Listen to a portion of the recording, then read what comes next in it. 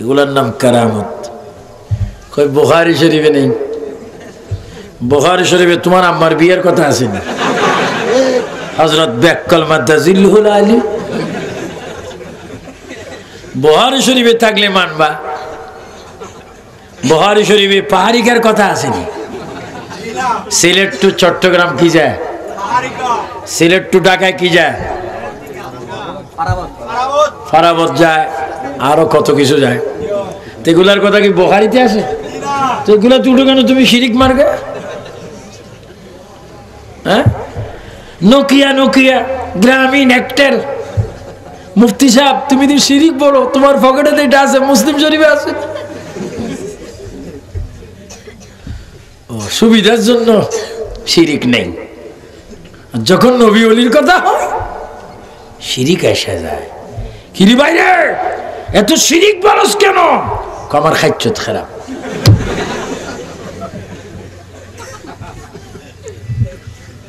আমি দোয়া করি যোগে যোগে আল্লাহ এক একজনকে রাখবে শয়তানের বিরোধী করার জন্য।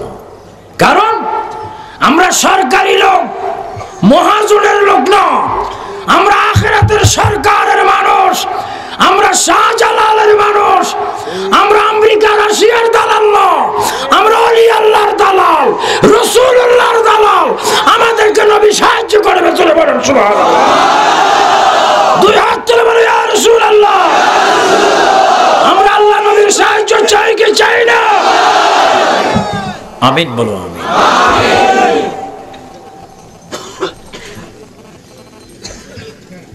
তো মুসলমান ব্যক্তি দলটা একটু বাড়ি হলো। আপনাদের মধ্যে কি হচ্ছিল বলুন তো দেখি? মুসলমান বলে হুজুর ইনি ঈসা নবীর সমর্থক আর আমি রাসূলুল্লাহ সমর্থক। ইনার দাবি ঈসা নবী বড় আর আমার দাবি আমার নবী দাবি। এ বললেন এর নবী মৃত্যু ব্যক্তিকে জিন্দা করে, কিন্তু আমাদের নবী যে মৃত্যুকে জিন্দা করতেন করেছেন এটা আমার জানা নাই। এই মুহূর্তে আমি কেঁদে কেঁদে সাহায্য চাচ্ছিলাম, আপনি আসলেন। সুবহানাল্লাহ। হুজুর বড় পীর মাহবুবে সুবহানী কুতুবে রব্বানী শেখ সৈয়দ মীর মুহাম্মদ শাহ আব্দুল কাদের জিলানী গিলানী আল হাসানী ওয়াল হুসাইনী ইহুদিকে বললেন, বাবা তোমার দাবি কি? আমার দাবি হচ্ছে মুহাম্মদ রাসূলুল্লাহ মৃত্যুকে চিন্তা করতে পারে না, আমাদের ঈসা নবী মৃত্যুকে চিন্তা করতে পারে। গাউসে পাক বলেন, বড় বীর বলেন, এই ঈসা নবীর উম্মত মুখ সামলি শরীয়তের বিধান অনুযায়ী একটু কথা বলো। তুমি কি জানো না আখির জামানার নবীকে কি তুমি চিনতে পারোনি?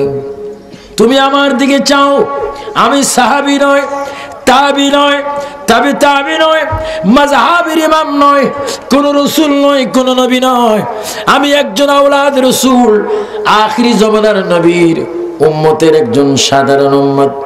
তোমাকে আমি চ্যালেঞ্জ দিয়ে বলতে পারি, তোমার ঈসা নবী মারা মানুষ চিন্তা করতে পারে, আমার রাসূল তো পারে, আমার রাসূল লাগবে না, আমি আব্দুল কাদের মারা মানুষ চিন্তা করতে পারি।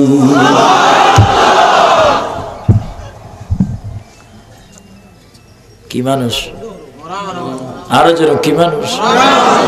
মরা মানুষ কি উপরে থাকে না কবরে? কবর থেকে বাইর করি।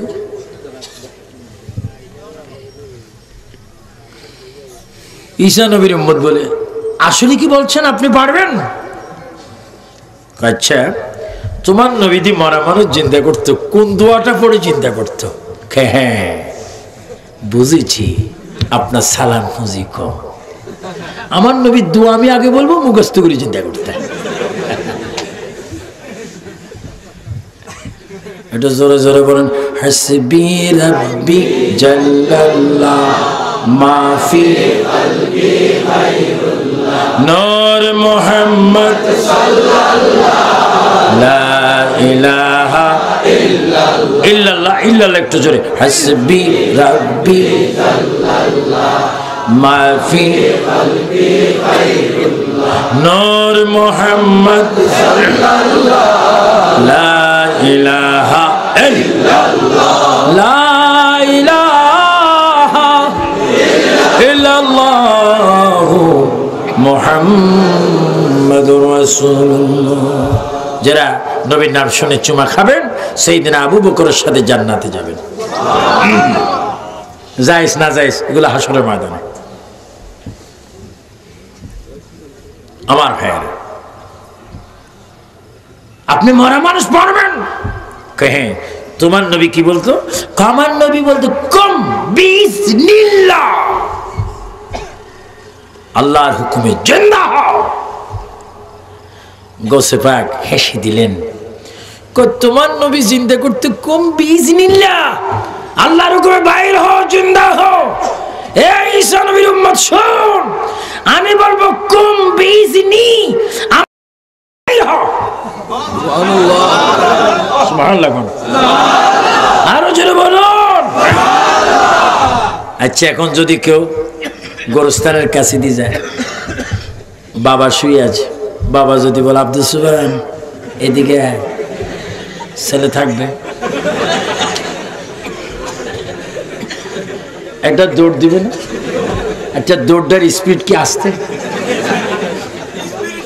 আমি তোর বাবা, আরে বাবার নাই।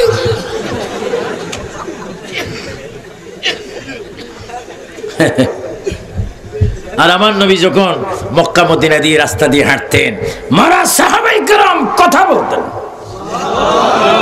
নবীজি ফয়সালা দিয়ে যেতেন, যাও তুমি কবরে এসেছো, তোমার আযাব আমার সহ্য হয় না, যাও তোমার কবরকে জান্নাত বানাই দিয়ে গেলাম।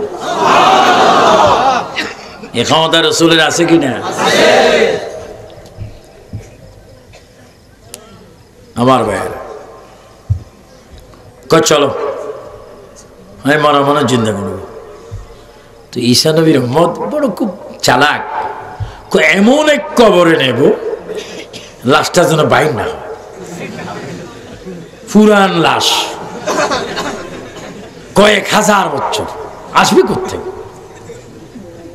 নিয়ে গেলেন এক তবিল লম্বা কবরে, কবরটা 13 হাত লম্বা। আমি ওই কবরস্থানে গিয়েছি ইরাকে, যেখান থেকে বড় পীর মানুষটিকে জিন্দা করেছেন। যেহেতু আপনার আমার অ্যাড্রেস লেখা আছে, আমি বাগদাদ শরীফের খলিফা। আমার ভাইয়েরা, গোসবাগ যাচ্ছেন, ওই মানুষটি নিয়ে যাচ্ছেন, মুসলমান যাচ্ছেন, ইহুদি যাচ্ছেন। কয় বলো এই গোরস্থান থেকে কোনটার থেকে আমি কবর থেকে মানুষ বাহির করবো? বাইর করবেন তো? হ্যাঁ, এইটার থেকে বাইর করেন। এত লম্বা 13 হাত। তো গৌসবাগ বললেন, আচ্ছা মানুষটাকে কবর থেকে বাইর করব না মানুষটা দুনিয়াতে যে কর্ম করেছে কর্ম সব বাইর করবো? ইহুদি চোখ বড় হয়ে গেছে, কর্ম সব বাইর করবেন? শুধু কর্ম সব বাইর করবো না, তোমাকেও কবরে পাঠাবো। না, এটা হলে আমি নেই। আমি তোমার পাঠাইবো, আবার আনবো।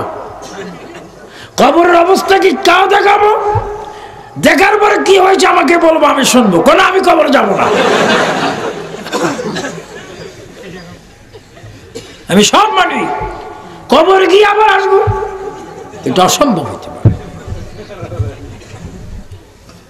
13 হাত লম্বাওয়ালা কবর। আমার বিষয় কবর ও হাসর।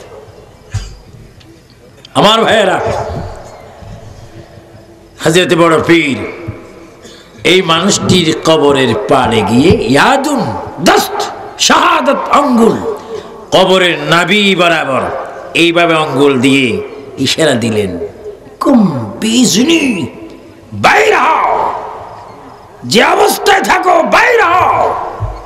বাইরে আমার একটি সেকেন্ড বিলম্ব হলো না, কবরটা 2 ভাগ হয়ে একটা যুবক 13 হাতওয়ালা লম্বা, ওই যুবকটি কেঁদে কেঁদে বড় পীরকে সালাম দিয়ে কবর থেকে বাইর হলেন। আর বললেন আসসালামু আলাইকুম ইয়া আব্দুল কাদের জিলানী বলে কান দিলেন, কেঁদে দিলেন। এমত অবস্থায় হুজুর গৌসবাক দেখতে পেলেন ওই মানুষটির নাভির থেকে পায়ের তালু পর্যন্ত আগুনের কয়লা, দুমা যেন বাইর হচ্ছে, উপরের দিকে বালু। বড় বীর বললেন, এ আল্লাহর বান্দা, তোমাকে জীবিত করেছি এটা বড় কথা নয়, কিন্তু তোমার এই দুই রকমের অবস্থা, নাভির থেকে মাথার তালু পর্যন্ত সুস্থ বালু, নাভির থেকে পায়ের দুই তালু পর্যন্ত আগুনের কয়লা, আযাবের পর আযাব। ওই মানুষটা কেঁদে দিলেন, হুজুর দুঃখের কথা আর মনে করবেন না হুজুর, 6500 বছর ধরে আযাবের পরে আযাব, আমি কবরের মধ্যে শাস্তি পাচ্ছি, হুজুর এই নিষ্ঠুর কবরে আমাকে আর পাঠাবেন না। কয় বাবা কি হয়েছে বলো?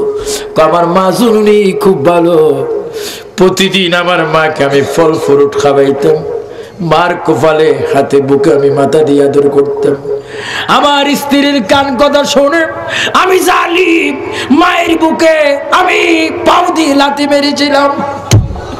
হুজুর লাথি মারার কারণে এতদিন পর্যন্ত কবরের আযাব আমি শাস্তি ভোগ করতেছি, হুজুর আপনার পায়ে ধরি আমাকে কবরে পাঠাইবেন না, আমার মাকে একটু চিন্তা করেন, আমার মাকে চিন্তা করে মায়ের পায়ে আমাকে ফেলেন, মা যদি ক্ষমা করে দেয় আল্লাহ রাসূল ক্ষমা করে দিবে। জোরে বলুন সুবহানাল্লাহ, আল্লাহু আকবার বলেন, তিনবার বলো মা, বলেন রব্বির হামহুমা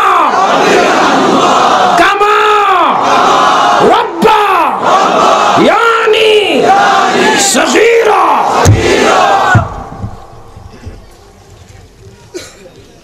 গৌসবাক বললেন, তোমার মায়ের কবর কোথায়? হুজুর পাশে। কতদিন? কয় আমার 150 বছর আগে মা মারা গেছেন। তখনকার মানুষ 400, 500, 600, 1000 কি পাইতেন? চলো মায়ের কবরে চলো, সুবহানাল্লাহ বলেন, পান্তা ভাতের মতো। আর আমাকে যদি কেউ আসি বলে আমার দাদা শনিবারে মারা গেছে, হুজুর আপনি প্রধান অতিথি, একটু আসেন দাদার সাথে একটু কথা বলবো, প্রধান সমস্যা হয়ে যাবো না?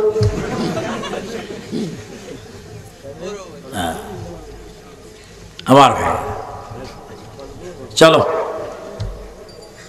আচ্ছা এই যে চলো বলছেন, মরা মানুষটিকে কবর থেকে বাহির করে আবার হাঁটাচ্ছেন, সুবহানাল্লাহ। এখন ছেলেটা কি করতেছে? হাঁটতেছে।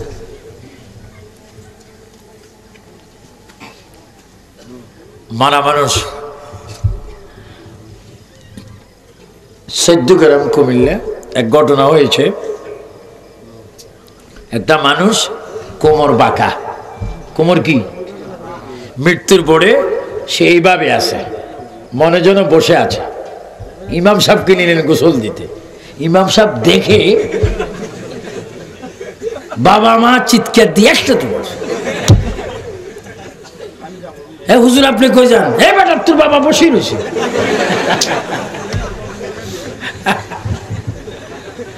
কি আব্বা বসে রয়েছে? তো তারাও দূর থেকে ছাড়ছে আসলে পড়ছে কিনা। না আব্বা অসুস্থ ছিলেন। না আমার দ্বারা সম্ভব না।